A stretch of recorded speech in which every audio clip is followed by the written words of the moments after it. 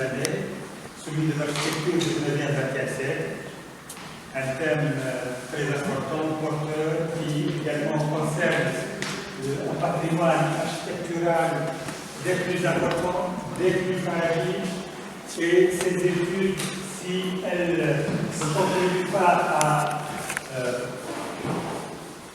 sauvegarder ce patrimoine, elles contribuent à faire connaître ce patrimoine, donc auprès des chercheurs, auprès de la population. Et un des moyens de protéger ce patrimoine, c'est qu'il soit connu, qu'il soit étudié, etc. Donc, vous l'intérêt de toutes ces jeunes, comme celle qui a été la première publiée en 2008 avec Leila Amar, puis la thèse de Leila Amar, la thèse de Seigne, sur Salwa, etc. Donc, on a une série de publications. La dernière publication, c'est celle de Khadija. Il y a d'autres publications qui sont en cours d'autres livres qui sont en cours de publication. Voilà, donc Khadija, je ne veux pas la présenter, tout le monde la connaît certainement. Elle est là depuis le commencement, depuis les débuts. Non, on a commencé avant. Donc, elle est là depuis quelques années. Et Khadija, elle est de formation, vous le savez, elle est architecte de formation, mais aussi, elle a travaillé durant des années avec les historiens d'architecture, les archéologues. Donc, on a là une formation dans le domaine de l'architecture et de l'histoire de l'architecture et de l'histoire en général. Khadija, avant de vous présenter les livres, elle est un membre important, un des piliers de l'équipe. Donc, les activités du laboratoire, les publications, tout ça. Donc, c'est elles qui sont là à travailler bénévolement et pour permettre d'avoir toutes ces activités.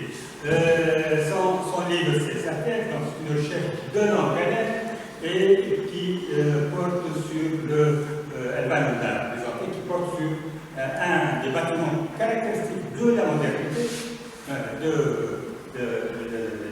des écoles. Elle a choisi les écoles primaires, mais un peu les établissements d'enseignement sont très nombreux. Elle a choisi les écoles primaires à Tunis, mais vous savez, les écoles primaires dans les autres régions, elles copient des modèles qui des modèles que nous avons rencontrés en premier à Tunis, puis donc on commence à construire des écoles et ces modèles ont été copiés dans les petites villes, les grandes villes, les villages. Et donc une connaissance précise des écoles, des caractéristiques architecturales et des fonctionnements des institutions de Tunis permet de comprendre les écoles dans tout le pays, même dans le Maghreb. Il y a des modèles que nous trouvons dans tous les pays maghrébins. Donc c'est la première recherche d'ensemble sur les écoles primaires, l'architecture des écoles primaires. Donc,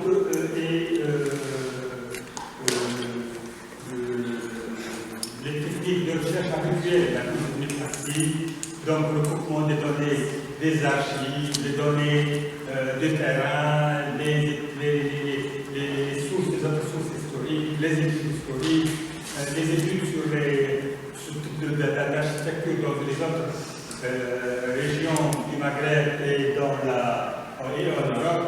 Donc, elle a suivi une méthode très rigoureuse pour traiter ce type de bâtiment. De toute façon, elle va nous présenter ce livre. Donc, à toi la parole. Merci de cette présentation. Donc, avant de commencer, je tiens à vous remercier d'être présent parmi nous aujourd'hui à cette conférence, à la présentation de mon livre. Le livre est le résultat de longues années de recherche sur l'architecture des écoles primaires à Tunis. Il s'appuie sur une étude commencée en 2008 lors d'un mémoire de master de recherche intitulé Les écoles primaires de Tunis, études historiques et architecturales présentées à la faculté des lettres et des arts et des humanités de Manouba en 2011. Le travail a été ensuite poursuivi dans le cadre d'une thèse en sciences du patrimoine menée sous la direction du professeur Ahmed Saleh. soutenu en 2017 à la faculté des sciences humaines et sociales de Tunis. Le texte a été ensuite synthétisé et en partie réécrit pour lui donner la forme actuelle, la forme d'un livre qui vient d'apparaître officiellement en juin 2021 sous l'intitulé « Les écoles primaires de Tunis 1881-1956, jeunesse, évolution et architecture ». Le livre est édité par le laboratoire d'architecture et d'archéologie Maghribi et préfacé par le professeur Ahmed Sadewi. J'en profite de cette occasion pour lui remercier pour son accompagnement et son soutien qu'il m'a apporté tout le long de ce travail de recherche. L'objectif du livre consiste à étudier l'architecture des bâtiments scolaires primaires construits en Tunisie durant la période coloniale ou durant la période du protectorat français, c'est-à-dire la période de 1881 à 1956. Cette production architecturale présente un patrimoine très représentatif de cette période et aussi quantitativement très important puisqu'on compte plus que 800 écoles primaires ouvertes durant cette période, surtout l'ensemble du territoire tunisien. Le travail part du constat de la carence d'études en la matière pendant cette période historique, vu que le sujet des écoles primaires a été abordé sous l'angle de la pédagogie, de la sociologie, de l'histoire, mais rarement sur celui de l'architecture.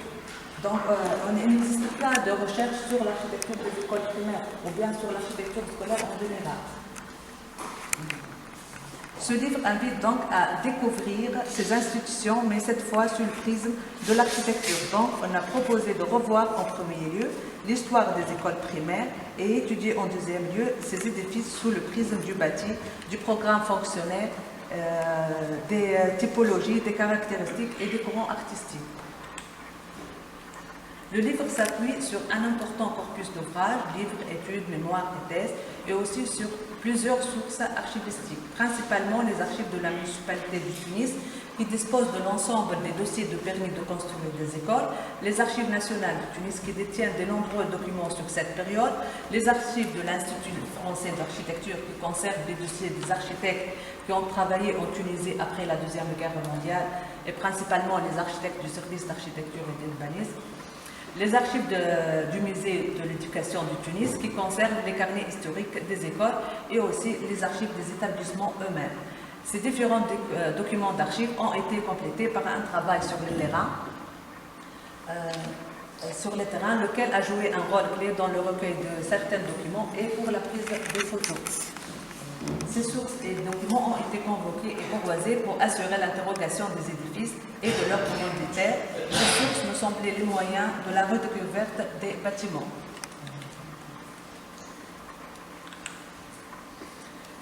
La complexité du thème abordé nous a mené à approcher selon deux points de vue complémentaires. Des points de vue complémentaires, le livre est divisé en deux parties, se focalisant chacune sur un aspect précis et articulé en 4 volets.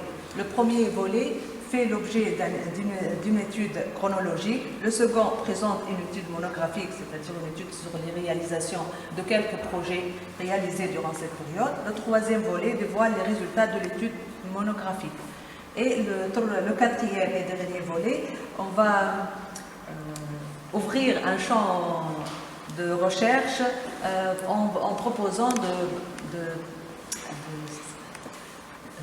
de se déplacer de l'architecture de l'école urbaine à l'architecture de l'école rurale. Donc, la première partie intitulée « L'émergence de l'architecture scolaire en Tunisie entre planification et concrétisation ». Le principe de travail dans cette partie est donc de prendre en considération la réalité des édifices destinés à l'enseignement primaire en Tunisie avant l'instauration du protectorat et d'examiner l'expression architecturale de ces bâtiments anciens. Donc on va revenir un peu sur la période précédente et de suivre ensuite concrètement la mise en œuvre du programme de la direction d'instruction publique concernant les constructions scolaires afin d'évaluer ce qui a été fait en matière de construction scolaire durant cette période.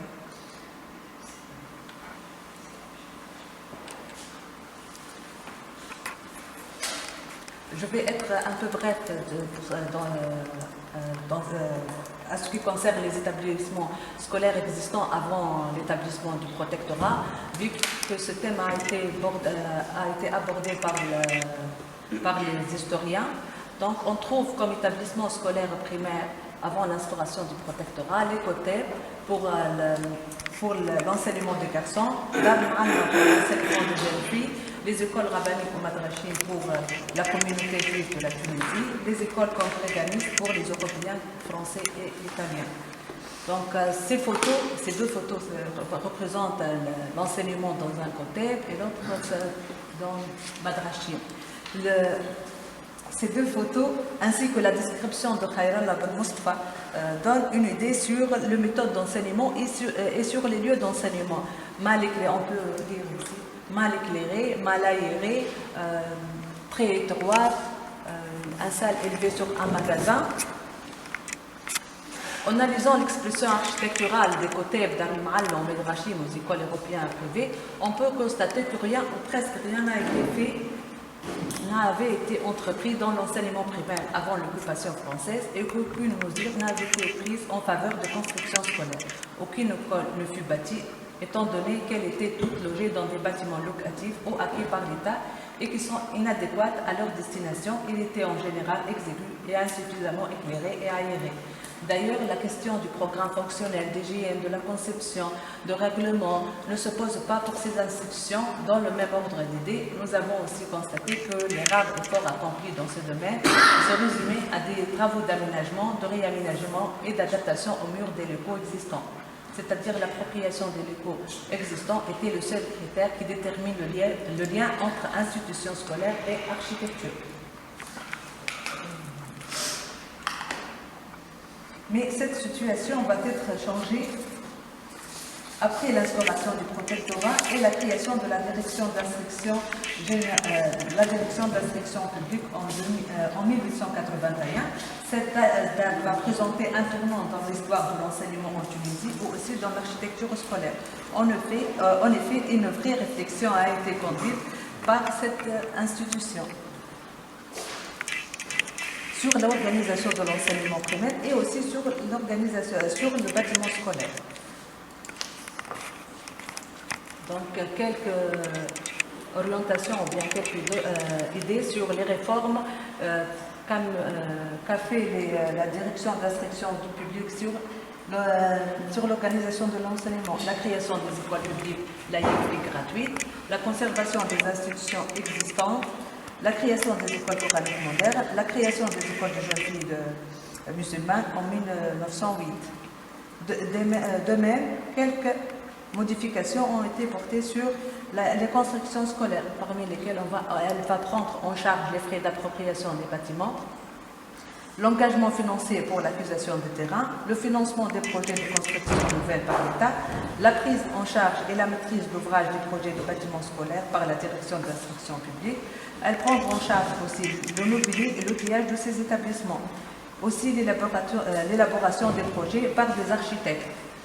Et aussi elle va publier un règlement pour les constructions scolaires. Cette réglementation a été publiée en 1948. C'est-à-dire, en premier lieu, elle va utiliser les règlements qui concernent les normes de construction de la France, puis elle va faire un règlement pour la Tunisie. En quelle année 1948. C'est dans le tardif.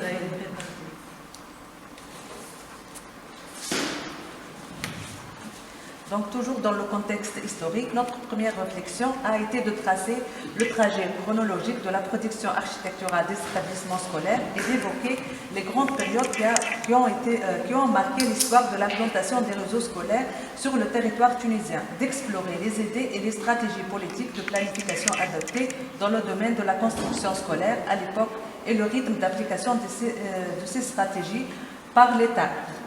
Tout en mettant en lumière les dépenses financières qui ont été consacrées aux constructions scolaires et qui reflètent l'orientation de la politique du pouvoir colonial en matière de l'architecture scolaire. Donc 75 années de colonisation ou de l'implantation de la protectorat en Tunisie vont être esquissées en 3 périodes. La première période s'étale de 1883, date de la création de la direction d'instruction publique, jusqu'à 1913. Cette période qui a duré 30 ans est marquée par la manque de crédit et quelques solutions d'urgence qui ont été retenues.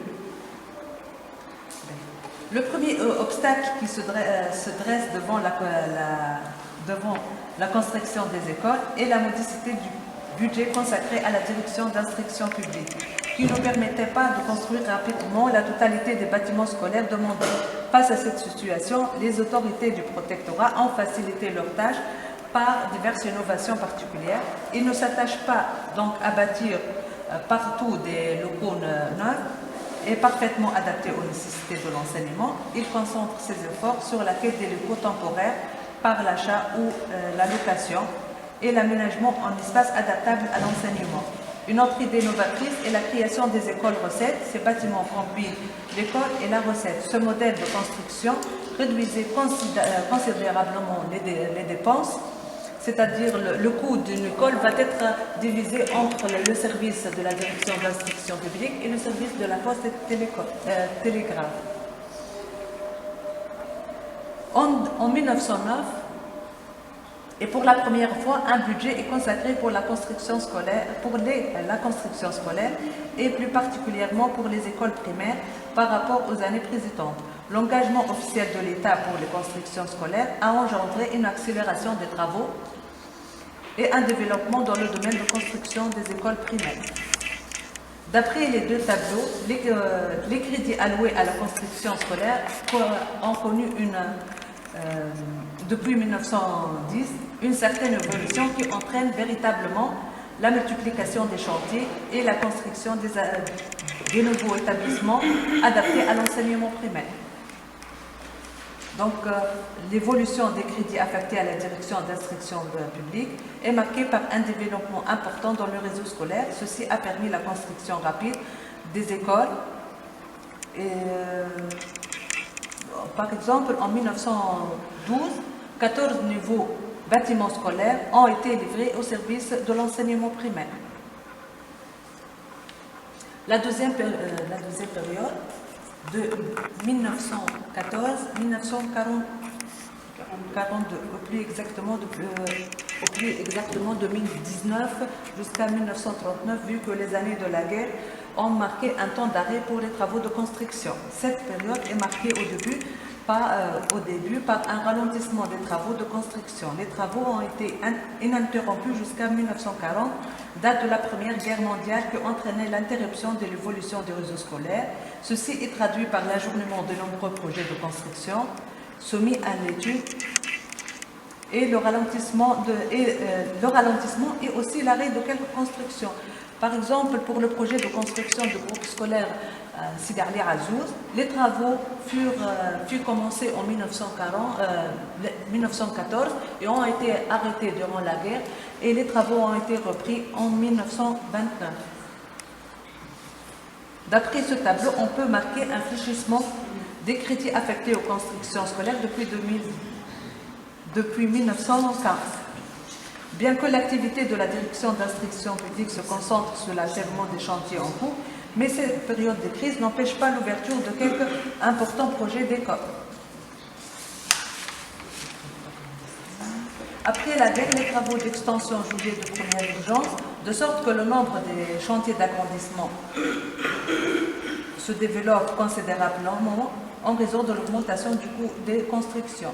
Durant les années 30, les activités de la Direction générale d'instruction publique se focalisent sur l'étude de nouveaux projets d'architecture et des nouveaux bâtiments scolaires. Pour ce faire, l'État s'appliquait à accorder un maximum de dépenses financières aux bâtiments scolaires afin que son réseau fût en mesure de se développer. La troisième période, elle s'étale de 1943 jusqu'à 1956.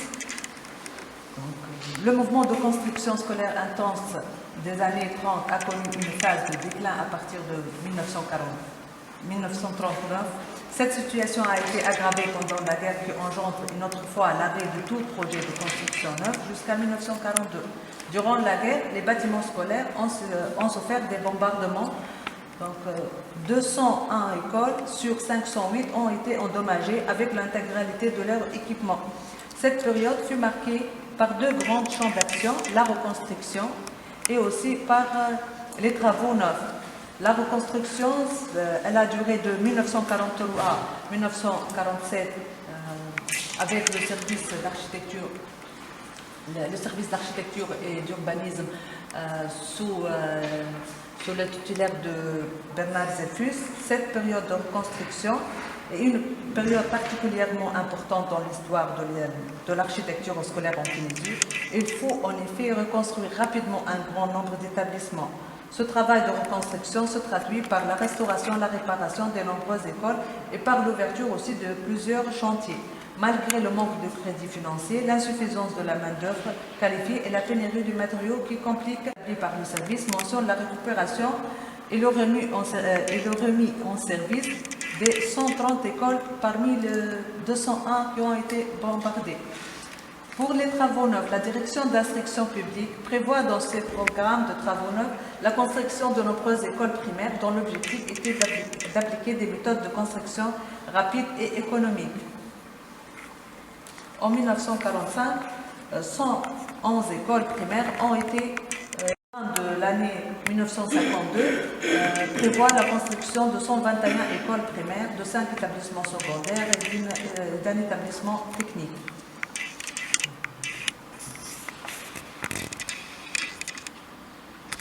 Cette période est marquée par un grand effort budgétaire pour les constructions scolaires.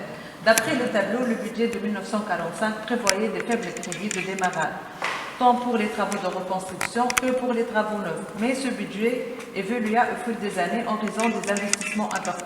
70 millions environ furent affectés aux travaux neufs, sachant que ce montant doublera les années suivantes. Les budgets des dépenses de la direction de l'instruction publique pour l'année 1953 à 1954 était de 6 700 millions de francs, dont 1 200 furent consacrés aux travaux de construction, achat des meubles et des terrains, équipements, matériel mobilier. Le tableau ci-dessous, fait ressortir l'évolution du budget de la direction de l'instruction publique qui enregistrait une augmentation considérable par rapport au budget total de l'année de 1945-1956. Durant l'année 1955-1956, le pourcentage des dépenses pour l'enseignement augmenta jusqu'à 19% du budget général de l'État. Une augmentation de la part des crédits alloués à la construction scolaire, l'augmentation du budget de la direction de l'instruction publique et l'augmentation de la part des crédits alloués aux travaux de construction scolaire. Ceci va engendrer une évolution du réseau des écoles primaires. Le tableau le deuxième tableau. Une évolution, un développement du nombre des écoles ouvertes en Tunisie. Notons à titre de comparaison qu'en 1946, le nombre des écoles primaires s'élevait de 381 à 830 en 1955. Voilà. En conclusion, la construction des établissements scolaires a évolué avec des phases d'inactivité et des phases d'investissement parfois frénétiques. En effet, la dépense financière reflète l'orientation de l'impôt et l'importance qui a été accordée aux constructions scolaires par les autorités. D'ailleurs, l'engagement de l'État dans ce domaine fut fructueux et apporta des résultats incontestables, dont le plus marquant était illustré par la mise en place d'un réseau scolaire. Donc, je vais vous montrer ici l'œuvre scolaire qui a été, le réseau plutôt scolaire qui a été implanté durant la période de 1883 à 1956 pour chaque période. Par exemple, pour la période de 1883 à 1914, entre 288 établissements publics qui ont réparti à 281 écoles primaires, un lycée de garçons, le cours secondaire de jeunes filles ou bien le lycée de jeunes filles, le collège Sadiri, le collège Alaoui, 2 écoles normales, écoles professionnelles et 23 écoles privées.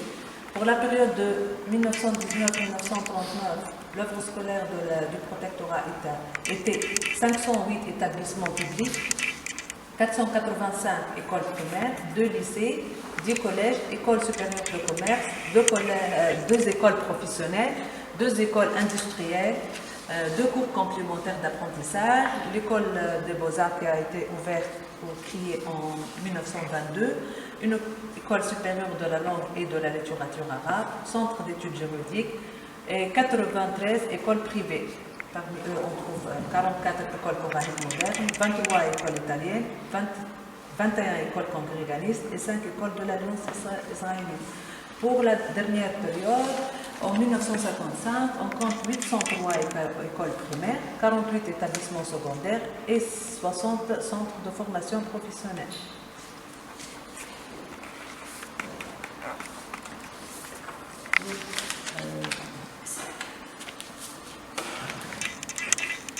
Donc, cette première partie du livre va être clos avec l'étude des réalisations, ou comme on a dit, l'étude monographique de quelques projets.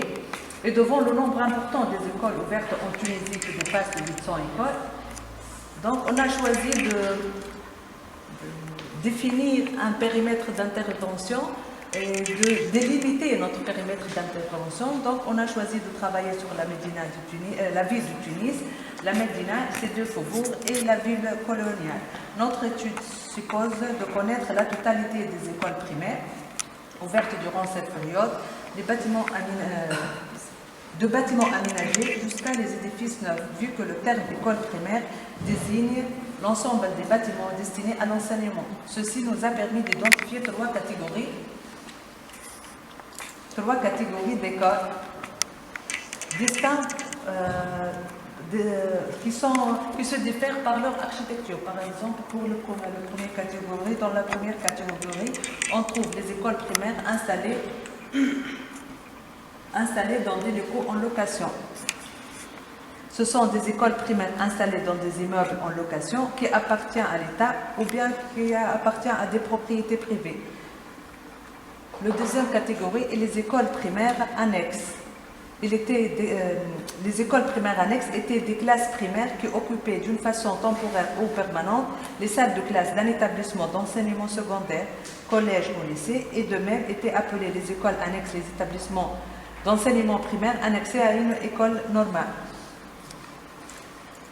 Quant à la troisième catégorie, ce sont les écoles primaires, projets de construction ou encore les écoles primaires, projets d'architecture, étaient des écoles qui ont été conçues selon un programme fonctionnel par des architectes et dont l'exécution des travaux exigeait l'obtention d'une autorisation de permis de bâtir.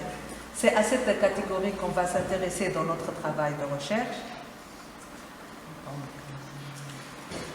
Notre travail de recherche nous a permis de déterminer le nombre des écoles primaires qui ont été ouvertes entre 1983 et 1956 à Tunis.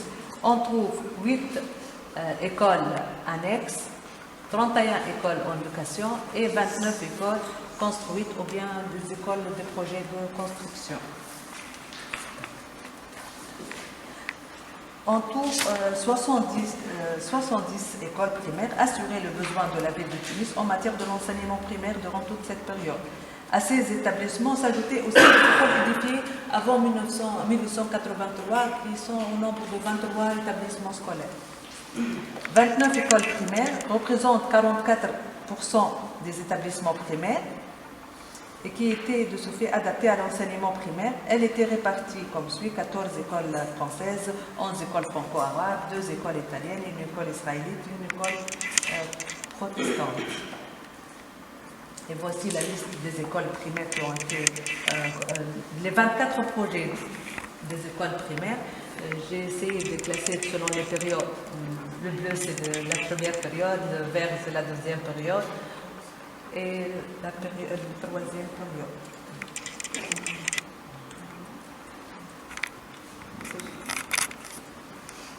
Donc, la ville de Tunis, durant la période étudiée, a connu 24 projets d'architecture, 19 projets d'école et 5 projets de groupes scolaires. Parmi ces 24 projets, nous avons fait l'étude monographique de 12 écoles.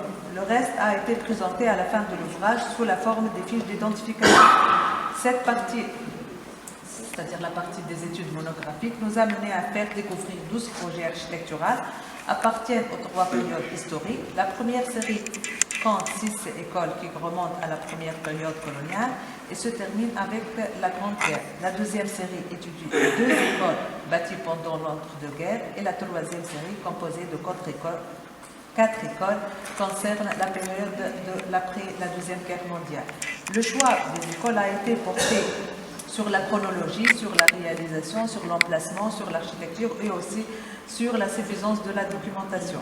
Cette production architecturale a été étudiée dans la partie de l'étude monographique et a été analysée à travers des monographies aussi complètes que possible. En étudiant le projet de l'école dans tous ses détails, nous n'avons pas borné notre recherche à présenter seulement aux lecteurs les documents techniques, c'est-à-dire les plans, les façades, les détails, les correspondances, mais aussi on a essayé de rechercher dans le passé et dans les conditions qui ont participé à leur construction. Nous avons identifié également les différents acteurs, les entrepreneurs, les architectes, la main-d'œuvre, les décorateurs. On a essayé aussi de localiser les écoles sur une carte de la ville de Tunis.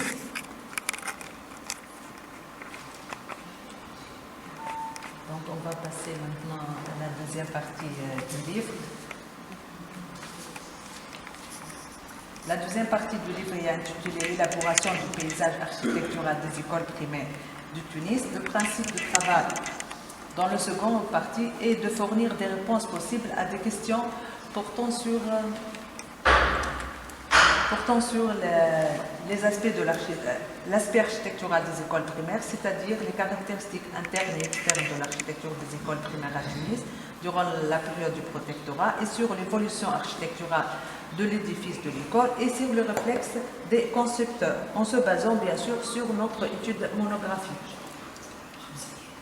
Donc on va aborder dans cette partie le programme fonctionnel, l'organisation des espaces, la typologie des bâtis et on va terminer par les courants artistiques qui ont influencé la construction, qui ont influencé l'édifice. Donc on a essayé dans le livre d'étudier et de faire l'analyse fonctionnelle de quelques projets et de relever les espaces qui constituent le projet architectural d'une école. On a choisi quelques projets, c'est le groupe scolaire de la rue d'Auge, le groupe scolaire de Sidi Ali Azouz, aussi le groupe scolaire de la rue de la Gare et l'école primaire de Cellier. On a essayé, à partir d'une analyse fonctionnelle, d'identifier les espaces qui constituent un programme fonctionnel, le programme fonctionnel d'une école. Donc, une école est constituée par une salle de classe, la cour, le préau, ce sont les espaces qu'on trouve dans un projet d'une école. La salle de classe, la cour, le préau couvert, un préau couvert, le logement de directeur, l'administration, les sanitaires, les espaces de circulation ou aussi des espaces optionnels comme la cantine, la bibliothèque. On a essayé aussi de trouver des liens ou bien des caractéristiques pour chaque école et des liens entre les espaces. D'après les projets analysés, on trouve que les salles de classe sont généralement rectangulaires, que chaque espace est ouvert à plusieurs lectures formelles. Chaque espace présente des scènes, des activités des usagers. Par exemple, pour les élèves, la scène pour les élèves, c'est différent des parents, des instituteurs ou bien des directeurs.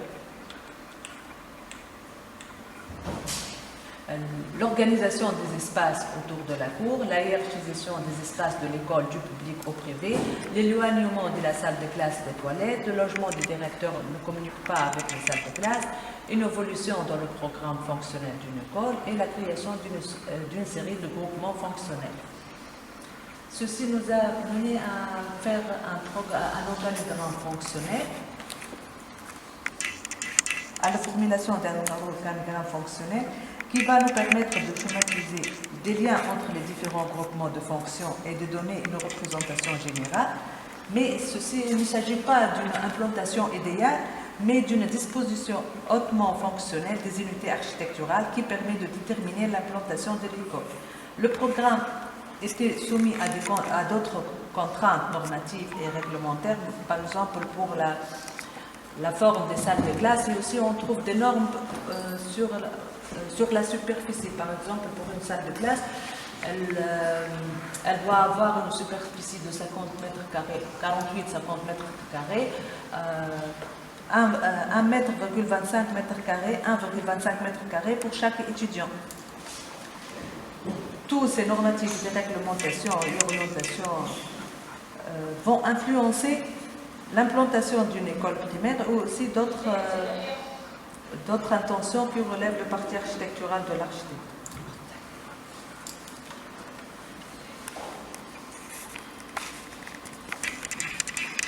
Nous avons aussi examiné quelques principes d'implantation du bâti.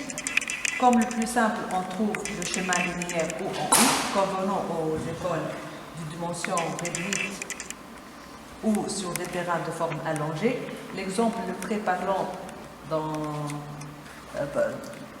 de cette position est celui de l'école de la rue de Bab el-Khadra, qui comprend le modèle établi en France, connu comme celui des écoles à avant-cours, et à l'école, et aussi on trouve le même principe pour l'école de l'avenue de Rédichek. La multiplicité des éléments de classe commande une disposition en L ou en U autour d'un noyau central où la cour de cette disposition nécessite des terrains de grande surface. Une autre figure ou une autre typologie est en type de 0 au carré qui nous rappelle celle de la maison tunisienne traditionnelle, avec un patio entouré des salles de classe et desservi par une galerie. Aussi, on trouve d'autres formes ou bien d'autres typologies, mais qui sont des variantes des modèles en I, en L, en U au carré. C'est-à-dire pour les groupes, surtout on trouve ça pour les groupes scolaires, c'est-à-dire on trouve un mixage ou bien l'assemblage de deux formes en I, en L, en U, comme l'exemple du groupe scolaire de la rue de la Gare et du groupe scolaire de la rue de Normandie. Donc, l'étude, comme on a fait une étude sur les plans, on a fait une étude sur les façades des écoles primaires. L'étude des façades des écoles primaires nous a permis de ressortir un répertoire des courants et des styles architecturaux. Les 5 courants stylistiques connus durant cette période sont présentés de façon chronologique, illustrés dans des bâtiments de l'école. La construction au début de la colonisation ont été marquées par le néoclassique français qui a été le style dominant dans la construction à l'image des modèles français, l'école de la rue de Marseille et aussi l'école de la rue de Bebejdi. On trouve quelques détails architecturaux qui nous rappellent ce style éclectique, surtout au niveau de détail de la fenêtre et de la porte. Au tournant du siècle, l'avènement du style arabisant, ou bien néo-mauresque, va marquer l'abandon progressif de l'architecture éclectique au profit de la tendance néo-mauresque qui récupère le décor islamique et l'expression tunisienne. Ce style marque fortement le paysage architectural de nombreuses écoles, comme l'école de la rue de Normandie, l'école de la rue du Bécha et l'école de la rue de Tribunal. On trouve plusieurs détails architecturaux qui nous rappellent l'architecture tunisienne ou l'architecture locale.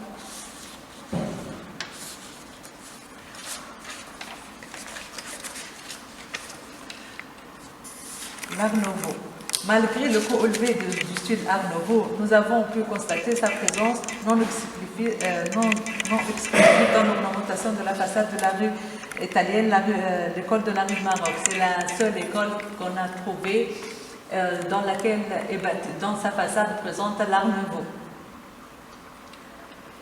L'Art déco est aussi présent dans plusieurs écoles. L'école de la rue d'Ulmar, l'école de la rue de Tribunal et l'école de Jeanne d'Arc. De même pour l'architecture. Après la Deuxième Guerre mondiale, la production architecturale est inspirée par le courant moderniste. Son expression se trouve dans plusieurs écoles, mais on trouve deux tendances durant cette période, l'esprit moderne et la tendance vernaculaire. C'est l'école de la rue de Zaroué, Elle présente le moderne à tendance vernaculaire dans lequel les architectes ont utilisé le bâtiment en voûte, la coupole, les claustras. Et pour l'architecture moderne, plusieurs écoles sont bâties, et surtout les écoles de la troisième période, c'est-à-dire après la Deuxième Guerre mondiale, avec le style moderne, c'est l'école de Hedi Sheker et l'école du groupe scolaire Ali Trat.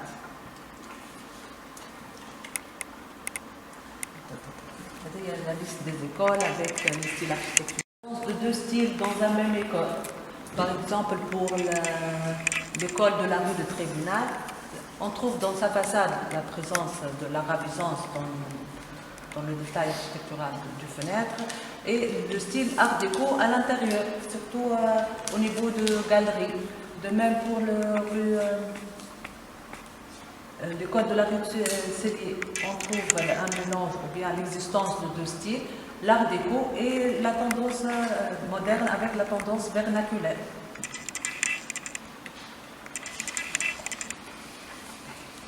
On va parler maintenant sur l'évolution architecturale et les réflexions des architectes.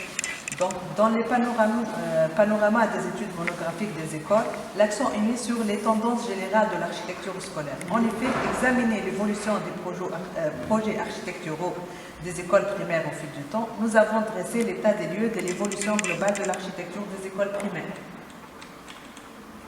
en identifiant aussi trois périodes qui suivent le même cheminement historique dans le processus de la mise en place des écoles primaires en Tunisie. En effet, les écoles primaires de la première année du protectorat n'étaient pas celles de l'entre-deux-guerres ni celles des années 50. Sa forme, son fonctionnement et son identité changèrent considérablement au fil des années, sachant que cette transformation remarquable était très facteurs social, historique, politique, pédagogique, administratif et aussi architectural. Donc, on a constaté que la contribution des architectes à la production architecturale des équipements scolaires présente une importance, car ce sont eux qui vont esquisser l'image ou bien dessiner l'image architecturale des écoles primaires en Tunisie. Pendant les premières années du protectorat, les architectes de la direction d'instruction publique n'avaient pas une idée bien définie ou bien un modèle qui permette de combiner l'architecture et la pédagogie et de donner lieu à des bâtiments adaptés à sa fonction et au changement éducatif. L'école demeure pour eux un univers étranger tant par son fonctionnement que par son architecture. Donc on va avoir une volonté des architectes de donner une identité à ces écoles. Ils vont penser de nouveau le programme fonctionnel de l'édifice scolaire, réfléchir à une nouvelle forme architecturale et de promouvoir la qualité architecturale des écoles et des espaces en vue de l'adapter aux nouvelles exigences et des grands courants pédagogiques connus aux métropoles et aux besoins des activités de ces occupants. Durant cette période, c'est-à-dire la première période du protectorat, les écoles construites dans la ville de Tunis reflètent certaines tendances architecturales. Ces écoles étaient généralement modestes et l'organisation de leurs locaux était dictée par le principe de l'enseignement simultané fondé sur les disciplines de la lecture, de l'écriture et sur les multiples activités parallèles. Leur composition d'ensemble était régulière et reposait sur des volumes bien articulés. La composition symétrique de la façade du bâtiment scolaire était habituellement soulignée par une avance centrale qui abritait l'entrée principale marquée par un portail ornementé. La fenestration importante assurait un éclairage naturel exigé par la fonction du bâtiment. De même, nous avons constaté que la production architecturale de ces écoles au début du XXe siècle était imprégnée du courant éclectique qui fut suivi par le style arabisant. Pour la deuxième période, bien que la première guerre marquait un temps d'arrêt pour la construction scolaire, elle favorise aussi la maturation de cette idée nouvelle, c'est-à-dire l'idée d'un espace destiné spécifiquement à l'enseignement et à l'enseignement primaire, d'où l'émergence des réflexions sur l'architecture scolaire, la pédagogie et l'hygiène. Les plans évaluèrent progressivement au fil des années sous l'influence du mouvement hygiéniste. En raison de la spécificité de certaines activités scolaires, une attention a été donnée à l'ensoleillement, à l'aération, surtout à l'aération de la salle de classe, ce qui entraîne des nouvelles possibilités de disposition. Néanmoins, l'élévation demeure conforme au schéma classique. Quant à l'expression artistique du bâtiment, elle répondait notamment à un souci d'économie et suppliait à une tendance rationaliste. Après la Deuxième Guerre mondiale, c'est-à-dire pour la troisième période, la multiplication des chantiers, des opérations de conception et de construction était une occasion d'approfondir la réflexion sur ce que devrait être l'architecture d'une école primaire. La période de reconstruction était une phase de mutation qui influence tous les projets scolaires, car elle s'inscrit dans une politique d'efficacité et de modernisation encouragée par l'État. Cette troisième période dans l'histoire de l'architecture scolaire fait l'état d'un lien renforcé entre les impératifs DGN, la nécessité pédagogique, le souci d'économie, la rapidité, sans négliger l'esthétique. Durant les années 50, l'innovation technologique produit un impact important sur le domaine de l'architecture et engendre son évolution. Ainsi, les équipements scolaires se modernisent et annoncèrent l'avènement d'une école moderne, fonctionnelle dans leur physionomie et cubiste. Donc, l'école primaire est un laboratoire des innovations de la conception à la construction, une réponse architecturale aux défis de plusieurs fonctionnalités réunies.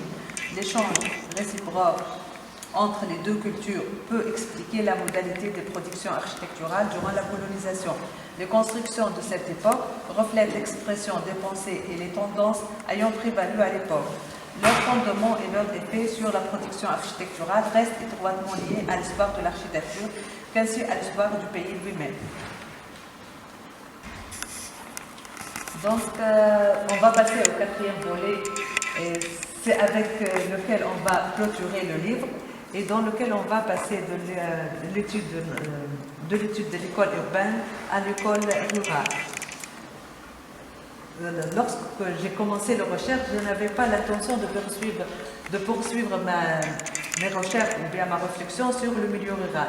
Mais j'ai remarqué durant le travail de recherche que construire une école dans le milieu rural tunisien constitue une architecture riche de réflexion et d'innovation qui est nourrie par l'idée d'expérimentation des plans types ou des projets types. Cette idée de standardisation était une solution pour rapprocher l'école à la population rurale et d'expérimenter d'autres réflexions par les architectes.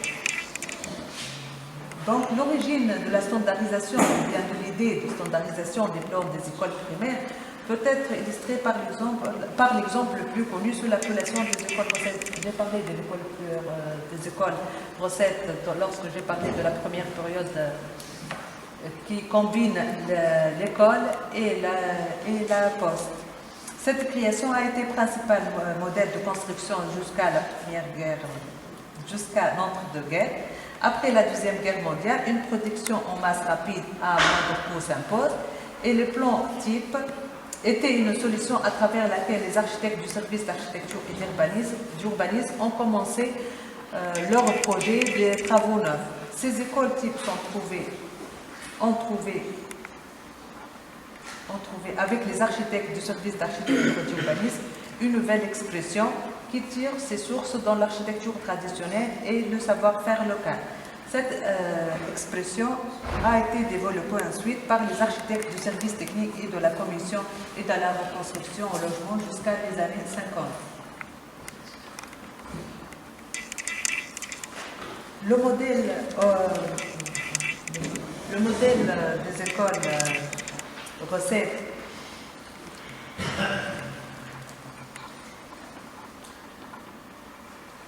Le modèle des écoles recettes inspiré de la classique maison-école existait en métropole, combine le service d'enseignement et celui de la poste et télégraphe. Il fut choisi dans plusieurs localités. Cette combinaison réduisait considérablement les dépenses en matière de construction grâce aux efforts de la parfaite entente entre l'office postal et la direction d'instruction publique. De plus, elle permettait les habitants de la localité d'accéder en même temps à l'école et à la poste. Les documents d'archives qu'on a consultés relèvent l'existence de deux modèles d'école recettes. Le premier modèle est le modèle colonial Le premier modèle conçu par le concepteur ce modèle est conçu par les architectes de la direction des travaux publics, qui est l'école recette du type colonial. Ce modèle s'inspire des typologies constructives de la métropole,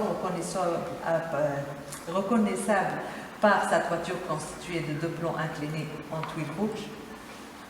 La distribution du plan de cette école s'inspire de la traditionnelle école de la métropole. Elle présente un volume simple de plan rectangulaire de 25 mètres carrés de long sur 10 mètres de large, avec une toiture à deux versants en tuiles, qui évoque celle des écoles françaises. Ce plan standardisé est caractérisé par la simplicité de sa composition architecturale et par sa distribution fonctionnelle. L'organisation du projet consiste en une juxtaposition des espaces fonctionnels organisés en alignement, formant un seul volume. En effet, le bâti est divisé en 3 travées longitudinales qui répond aux 3 fonctionnalités, l'habitat, la poste et l'enseignement. On trouve des légères variations entre les modèles. Une 50aine d'écoles recettes de ce modèle ont été construites en Tunisie. On peut dire qu'il s'agit d'une école simple qui reflète non seulement le besoin de l'époque en termes d'enseignement d'hygiène, mais également une certaine idée du protectorat et une certaine pensée architecturale. Le deuxième modèle est le modèle néo-mauresque. Ce modèle est esquissé par Raphaël Guy, architecte principal de la direction des travaux publics.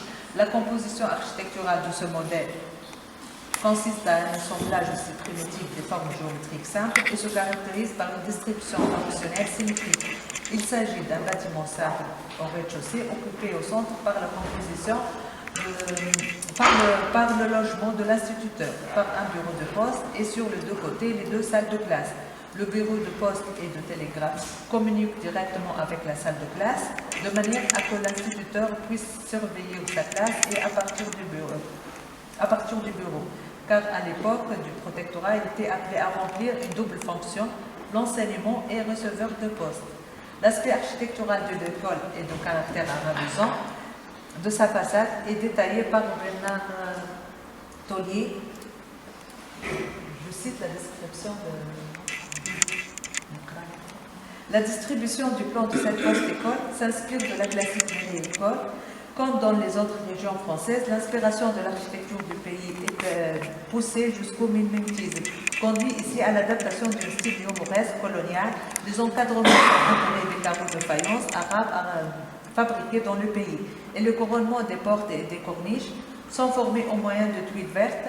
Les portes en bois sont décorées de clous comme celles des maisons indigènes, et aux fenêtres sont placées de grilles composées suivant le mode du pays. Ces écoles prend une forme architecturale qui s'écarte du premier. De même, ce modèle néo-mauresque propose également autant de variations autour de l'organisation des espaces et de l'orientation de la façade. 57 écoles du modèle néo-mauresque ont été ouvertes ou bien créées dans les différentes régions rurales de la Tunisie.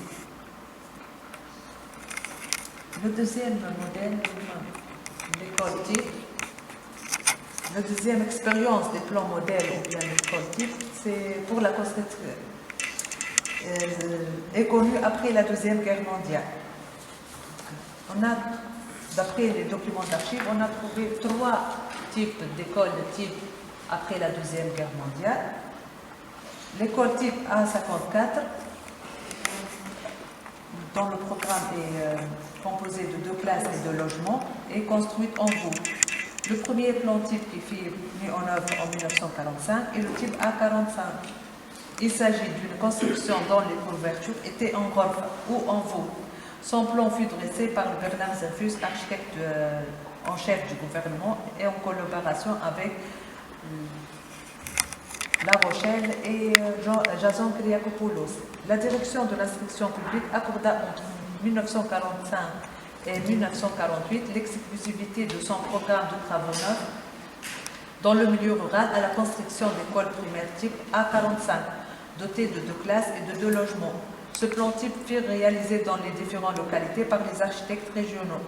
qui reçoivent les plans du service central. Leur tâche se limita donc à un simple contrôle de chantier en collaboration avec les ingénieurs des travaux publics. L'école type A45 se composait d'un bâtiment principal et d'une dépendance. Le bâtiment principal comprenait 2 salles de classe rectangulaires d'une dépense de 2 salles de classe, chacune d'une superficie de 48 mètres carrés, conçue pour accueillir jusqu'à 40 élèves. Aux extrémités se trouvait le logement des fonctions. Entre 1945 et 1946, 29 dossiers de permis de bâtir ou d'autorisation de bâtir ont été déposés pour construire des écoles type A45. L'école type A48. On donne des images sur A48 pour des projets de l'école A45. Les plans furent révisés, les plans A45 furent révisés après 3 ans pour baisser le coût de la réalisation. Un certain nombre de modifications furent apportées à un plan original. Il en a émergé l'école type A48 qui se composait de 2 classes et de 2 logements avec des toitures terrasses. Ce type comprenait un programme fonctionnel semblable à celui de A45, un bâtiment principal et de part et d'autre on trouve les logements fonctions. Les salles de classe éclairées bilatéralement selon le règlement des GN. Le logement de l'instituteur occupait un bâtiment accolé à la salle de classe d'une superficie de 60 mètres carrés environ. Le type A48 était conçu pour 1, 2 ou 3 classes. 43 écoles de type A48 ont été construites dans plusieurs régions de la Tunisie. Le plan type A48 avec ses couvertures terrasse était plus opérationnel dans ses normes que le modèle précédent. De plus, il garantissait un délai de construction de 6 mois. Ce modèle, qui s'écartait des constructions traditionnelles, était une réussite, mais coûtait relativement cher. En effet, les dépendances engagées dans la construction de cette école furent évaluées à 7 000 francs. Malgré une baisse de frais par rapport à ce qui a exigé la construction type A45. Le troisième type, le type école A51, avec 2 classes et 2 logements, 2 classes au rez-de-chaussée et 2 logements à l'étage. Le type A48 fut révisé en 1951 par les architectes du service technique de la Commission à la reconstruction et au logement. Un nouveau type d'école rurale A51 s'impose durant la période de 1951-1955 dans plusieurs communes. Les architectes du service transforment la conception architecturale du projet, commencer par des transformations au niveau du volume qui marquent une forte rupture avec le type A45 et les 2 types précédents, A45 et A48. Les concepteurs introduisent une certaine complexité dans la lecture du volume qui aboutit à un édifice d'une physionomie cubiste et à 2 niveaux. Le projet type A51 est composé d'un bâtiment de 2 classes au rez-de-chaussée et 2 à l'étage. L'école rurale A51 offrait la possibilité d'une extension par une série de blocs identiques et donnait des résultats très satisfaisants vu que le prix ou bien le coût d'une construction était de l'ordre de 6 600 francs. D'après les documents d'archives, le service technique de la Commission à la reconstruction et à logement a eu recours en 1950 à 3 solutions de la façade. C'est-à-dire pour le même type, on trouve 3 solutions de façade. Le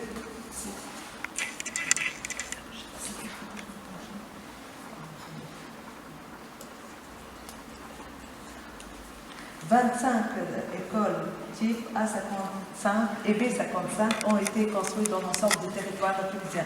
La différence entre le type A51 et B51, c'est après 2 ans, je pense, des transformations ont été faites pour diminuer le coût de la construction d'une école type. Ils ont diminué la hauteur de la salle de classe.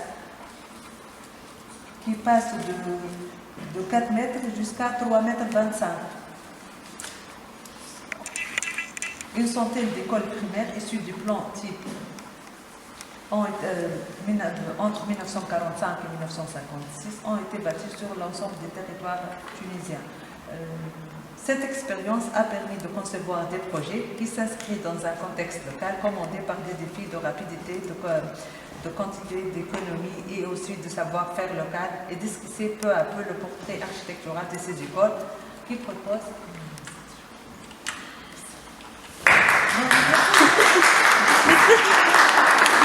Conclusion. Cette conclusion. Cette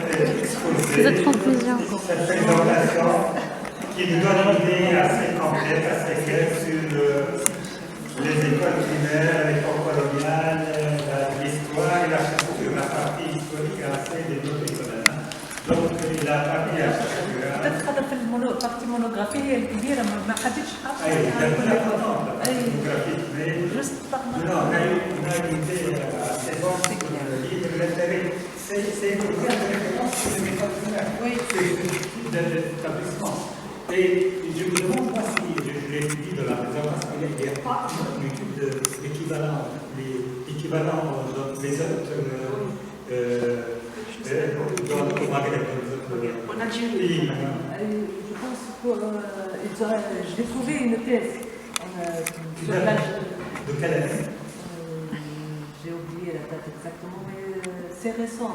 C'est récent, c'est des choses. Parce que dans les années 2000-2010, il n'y avait pas aucune étude systématique sur ce type de bâtiment. On les trouve dans les études monographiques sur les villes, etc., sur les quartiers européens, mais des études sur l'école, il n'y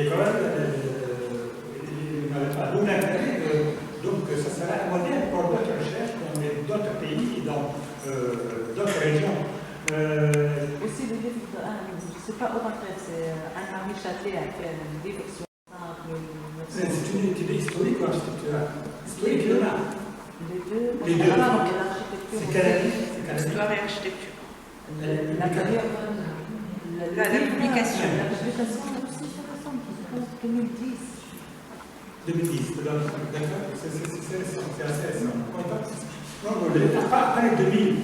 Et les recherches plus systématiques de l'architecture du 19e et 20e siècle, on a pas mal de recherches, mais avant, il n'y avait pas grand-chose. Voilà, donc la partie historique est très bien faite, puis la partie architecture, les cours architecturaux, la typologie, et c'est cette dernière partie très intéressante sur les écoles rurales. Et vous n'indiquez pas les noms sous les photos, les noms des écoles.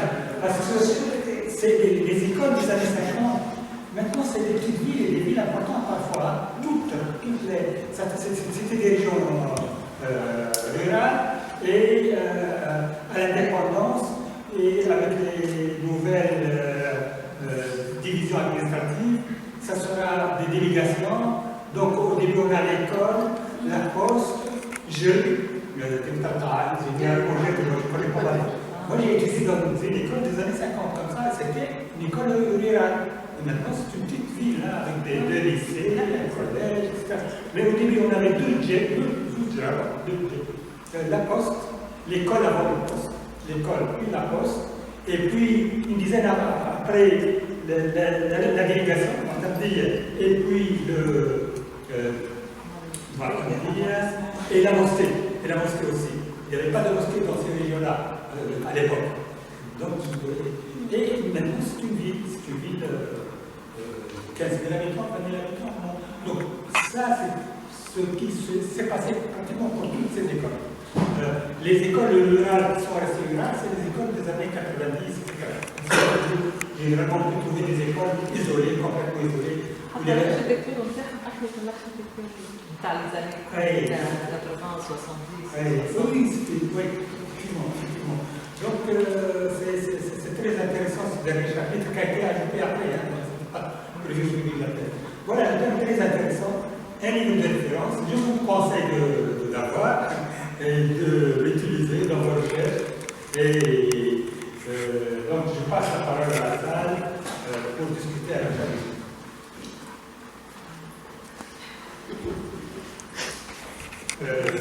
Tout d'abord, je vous félicite. Tout d'abord, je vous félicite déjà pour la qualité de recherche ainsi que pour les images. Mais j'ai une question concernant est-ce qu'il y a un projet de préservation ce patrimoine scolaire surtout contre la défiguration par les restaurations modernes et surtout même au niveau de fourniture et des archives scolaires. Là, j'ai entendu que certains archives sont détruits au cours du temps. Pour le moment, il n'y a pas de projet de conservation du bâtiment, malheureusement, mais la plupart des bâtiments souffrent aussi des façades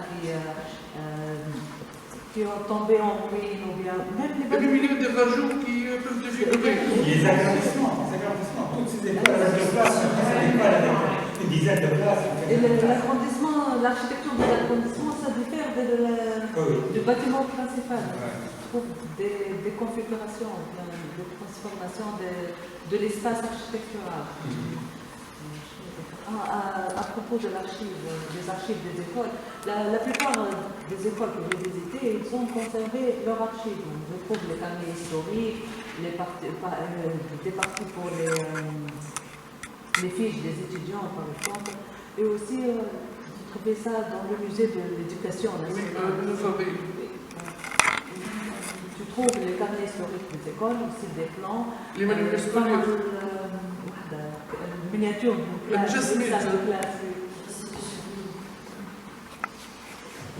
Oui, alors merci beaucoup Khadija pour cette présentation hyper détaillée des écoles, et je crois que c'est un travail comme le travail de Salwa Fargel.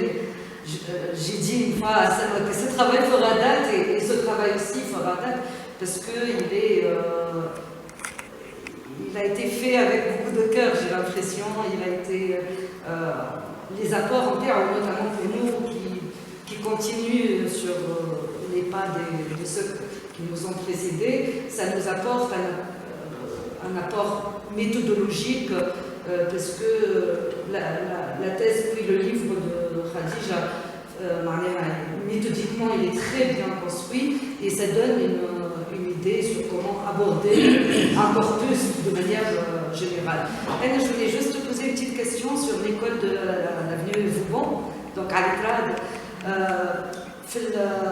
l'entrée de l'école, il y a un grand panneau de céramique.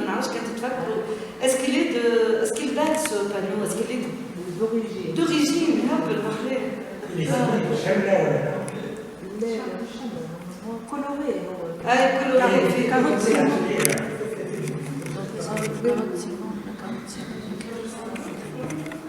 C'est là.